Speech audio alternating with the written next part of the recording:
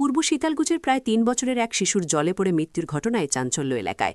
জানা যায় সকাল প্রায় ১০টার দিকে ওই শিশু বাড়ির পাশে জলাশয়ে পড়ে যায়। তবে বাড়ির লোক সেটা দেখতে পেয়ে সাথে সাথেই স্থানীয় স্বাস্থ্যকেন্দ্রে নিয়ে গেলে প্রাথমিক চিকিৎসা করার পর স্বাস্থ্যকেন্দ্রের চিকিৎসক তাকে মাথাভাঙায় রেফার করেন। তবে মাথাভাঙার মহকুমা হাসপাতালে এলে ডাক্তারবাবু তাকে মৃত বলে ঘোষণা করে।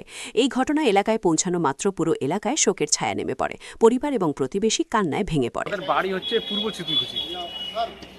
এই সকাল 10টার দিকে আর কি হই আল্লাহ শুরু হইলো বাড়িতে।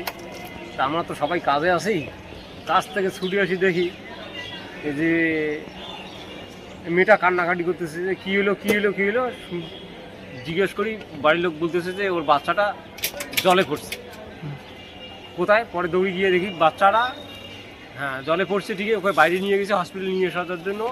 ও বাইরে দাঁড়িয়ে বাড়ির বাইরে অপেক্ষা করতেছিল। ওখানে গিয়ে আমি দেখলাম বাচ্চাটা একদম নিস্তেজ হয়ে গেছে।